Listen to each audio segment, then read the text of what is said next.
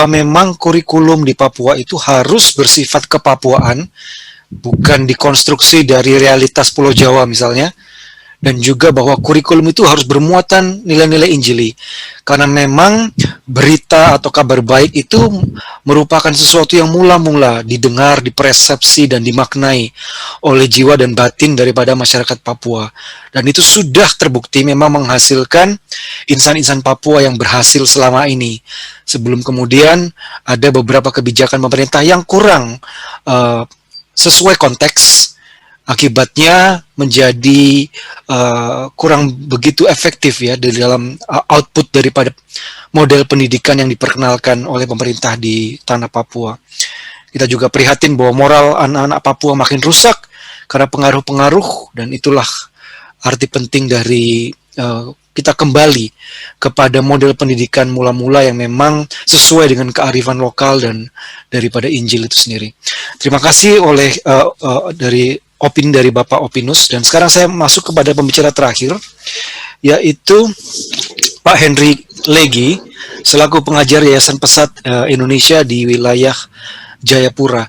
Mungkin saya nanti juga minta, mungkin Pak Henry juga mau menyampaikan presentasinya seperti 3 pembicara pemula, tapi saya hanya ingin menyisipkan satu hal Pak Henry, karena berhubungan dengan hakikat dari pelayanan Pesat ya, Yayasan Pesat. Ini saya menemukan Pak Hendrik bahwa rasio desa berlistrik di Indonesia itu sudah mencapai 99,52%, dan pengejaran target 100% itu akan dilakukan melalui elektrifikasi 433 desa yang saat ini belum berlistrik, dan itu 20-nya ada di Papua Barat, satunya juga ada di Papua. Nah, saya nanti juga akan mau bertanya kepada Pak Hendrik sekalian dengan presentasinya, bagaimana Pesat membantu dan mendorong masyarakat untuk mendukung program-program infrastruktur pemerintah seperti elektrifikasi desa ini? Apakah manfaat kemudian yang sudah bisa diterima dari proyek-proyek semacam ini dari pandangan Pesat? Mungkin nanti bisa dijawab sekalian dengan presentasi daripada Pak Hendrik. Ya, saya persilakan Pak Hendrik lagi untuk memaparkan presentasinya. Mari Pak. Baik, terima kasih Pak Reza. Ya. Mohon maaf, apakah PPT saya sudah terlihat di layar Bapak Ibu? Sudah Pak. Silakan Pak Hendrik. Oke. Baik, saya sengaja matikan videonya karena saya beberapa kali harus keluar dari ruang Zoom karena terkendala dengan jaringan. Mungkin ini juga terkait dengan pertanyaan yang sudah disampaikan tadi oleh Pak Reza kepada saya. Izinkan saya sebentar untuk memberikan sedikit presentasi terkait topik diskusi kita pada kesempatan sore hari ini. Maaf, ini saya memberikan judul kecil, yaitu meretas pendidikan yang terbelenggu, ya. Kemudian di bawah satu pertanyaan, kemana arah kebijakan dan pendidikan di Papua. Kita tahu bersama bahwa ada satu undang-undang yang beberapa waktu terakhir menjadi satu perdebatan di Papua, yaitu Undang-Undang Otonomi Khusus.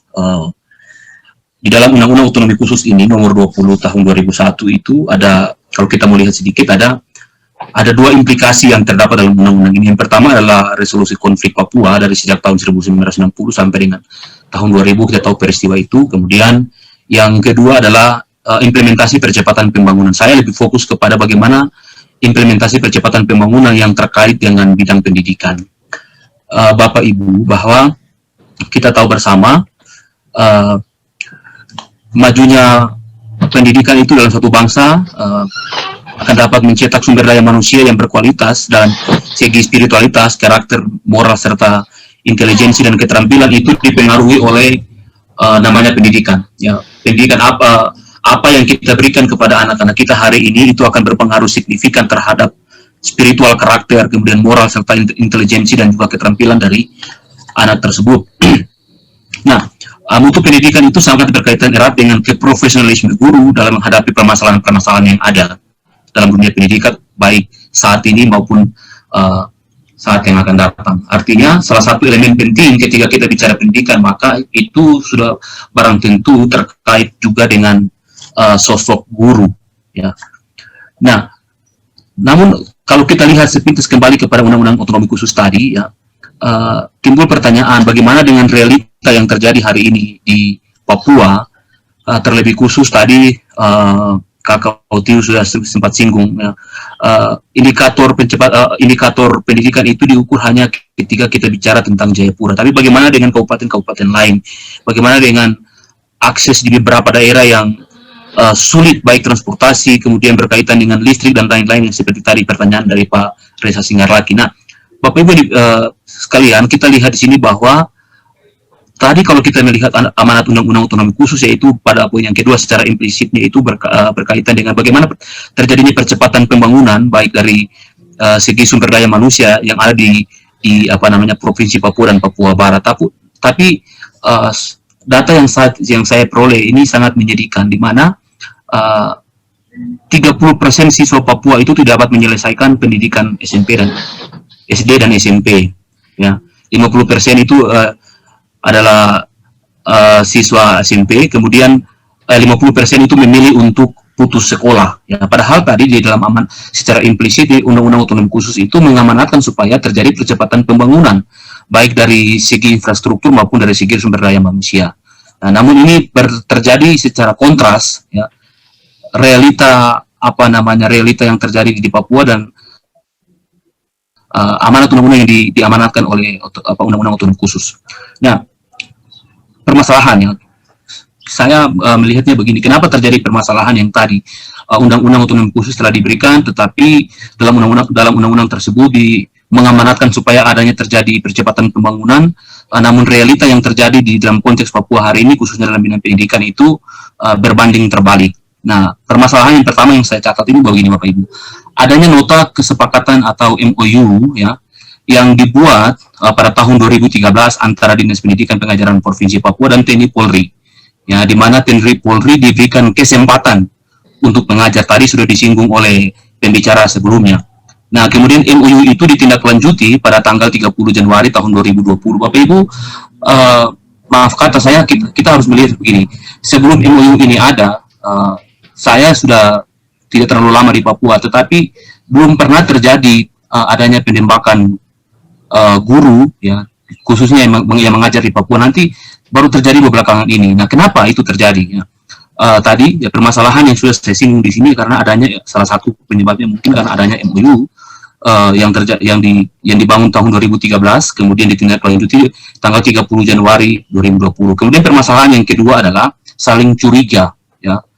Jadi saling kecurigaan itu begini Bapak Ibu, ketika ada guru pendatang yang datang mengajar di satu kampung atau di satu desa, maka masyarakat akan curiga bahwa ini jangan-jangan guru tersebut ini TNI Polri. Ya, kenapa? Saya paham kenapa masyarakat bisa berpikir demikian, karena itu tadi adanya tindak lanjut MOU yang disepakati itu yang dibuat itu pada tahun 2013. Ya.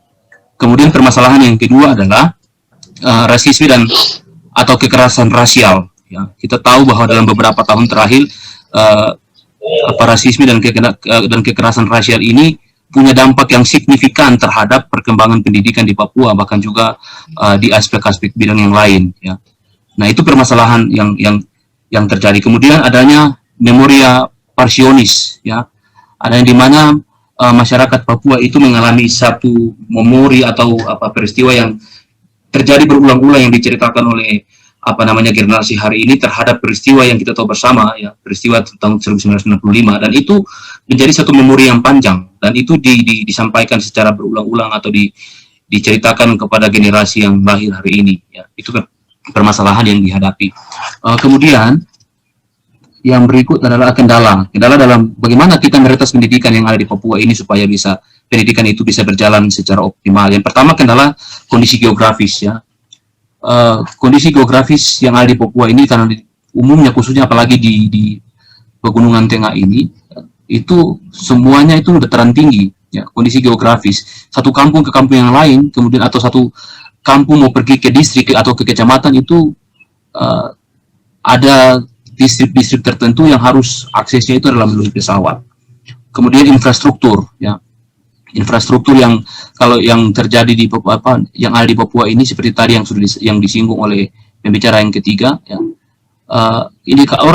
Indikator infrastruktur itu jangan kita ambil indikatornya itu provinsi Kabupaten Jayapura atau Kota Jayapura, tetapi coba mari kita lihat naik sedikit, ya, atau ke bagian pegunungan, ya.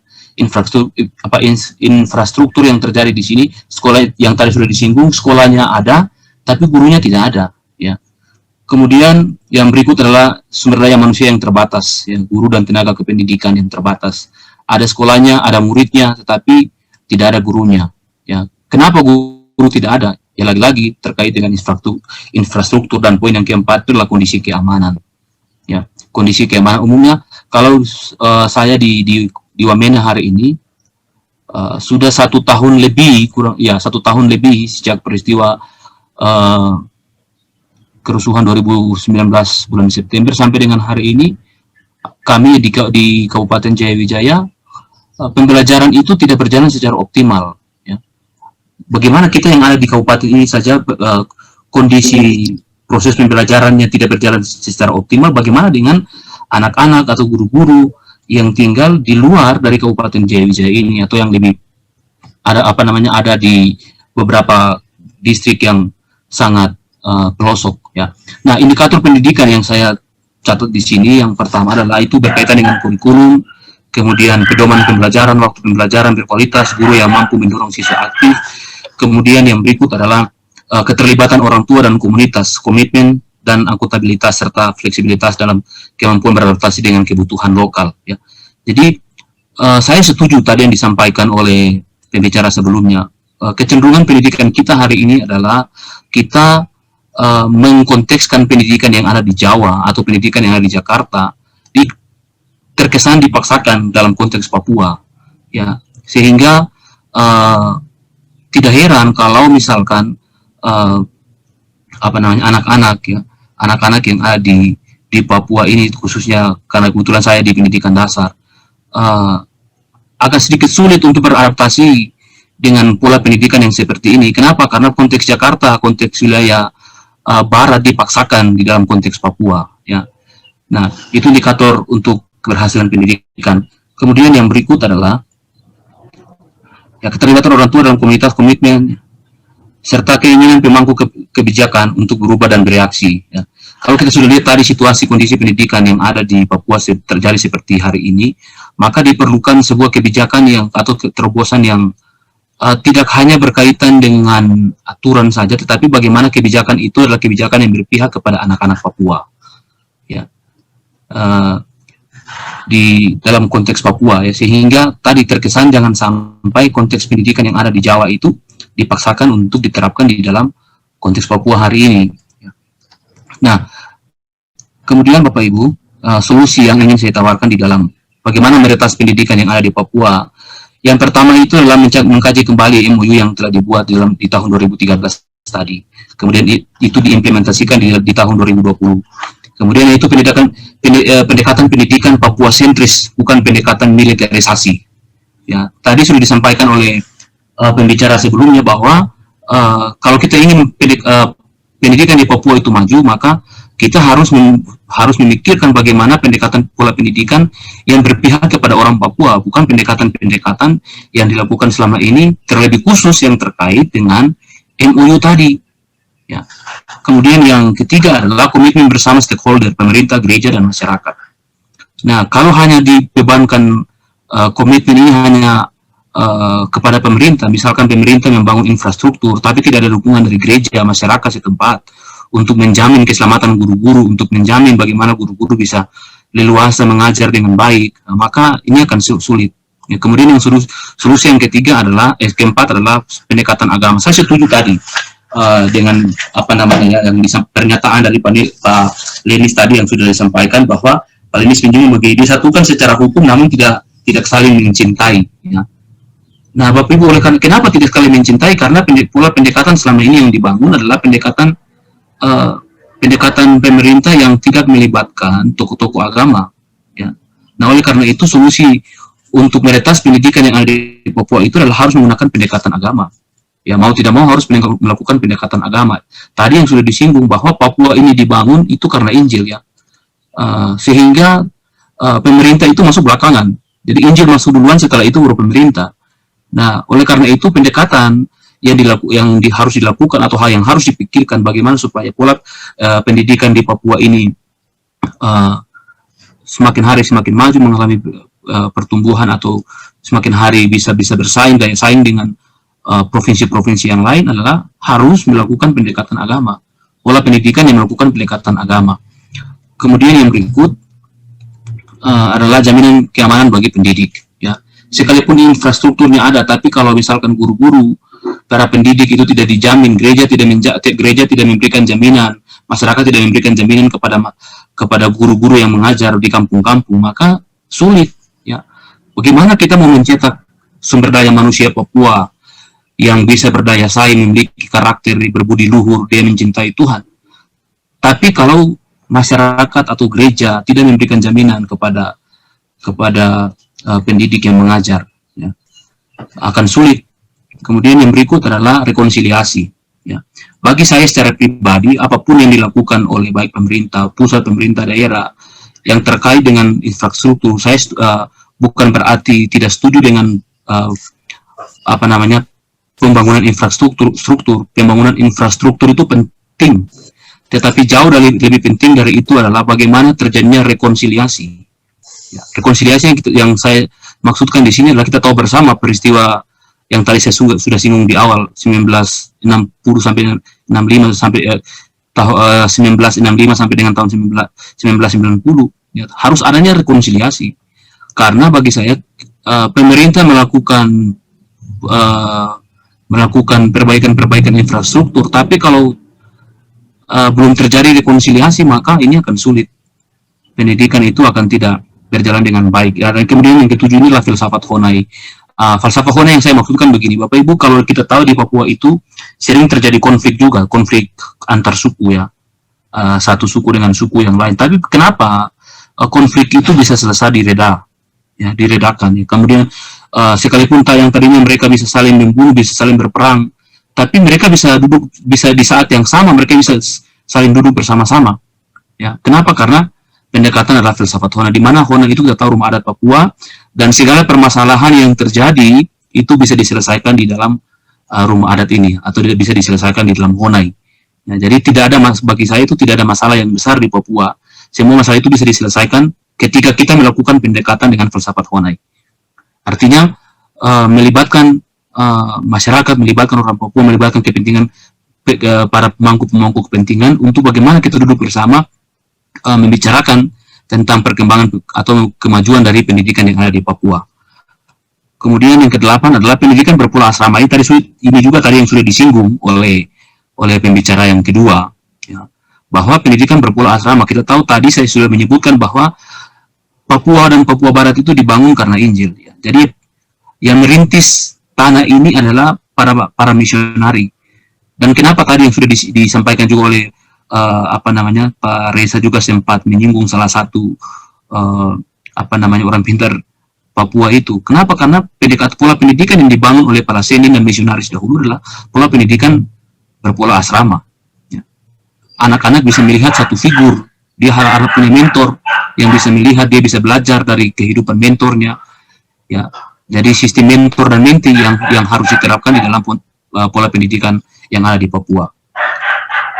Bapak Ibu, saya akan akhiri presentasi saya dengan satu pernyataan dari Ishak Samuel ini berkata begini: barang siapa dengan jujur melayani di tanah ini, ia akan melihat satu tanda heran ke tanda heran yang lain. Artinya sebagai seorang pendidik atau siapapun orang yang melayani dan berkarya di atas tanah Papua ini, maka wajib harus tahu bahwa ketika engkau melayani dengan jujur, ketika kita punya kerinduan untuk membangun Papua, membangun generasi Papua yang cerdas, berkarakter, memiliki hati yang cinta Tuhan, kuncinya adalah melayani dengan jujur. Ya, kalau sebagai pendidik, biarlah engkau menjadi seorang pendidik yang betul-betul tidak punya kepentingan politis di dalam mendidik anak-anak. Ya, sehingga apa yang disampaikan oleh Ishak Samuel ini akan terjadi bagi pribadinya. Nah, kemudian saya menuduh dengan satu statement bahwa tetaplah mencari makna dan alasan mengapa kau ada dan diizinkan hadir bagi kehidupan generasi Papua. Bagi engkau, bagi Bapak Ibu yang hari ini melayani di tanah Papua, ingat bahwa Tuhan tidak secara kebetulan menempatkan kita ada di melayani generasi Papua. Oleh karena itu, ketika kita diberikan kesempatan untuk melayani anak-anak Papua, maka kerjakan tanggung jawab yang Tuhan berikan itu tanpa ada kepentingan apapun. Sekali lagi, tanpa ada kepentingan apapun. Supaya apa? Supaya jangan sampai adanya kecurigaan dari masyarakat terhadap baik dia guru ataupun apapun profesinya ketika datang melayani di tanah Papua. Tadi Ishak Samuel kayaknya menyampaikan bahwa melayani dengan jujur tanpa ada kepentingan apapun, ya. Nah, kau terhormat lahir dan hidup dibesarkan di tanah Papua, ya. Jadi mungkin ini saja yang bisa saya sampaikan. Terima kasih. Saya kembalikan kepada Pak Reza.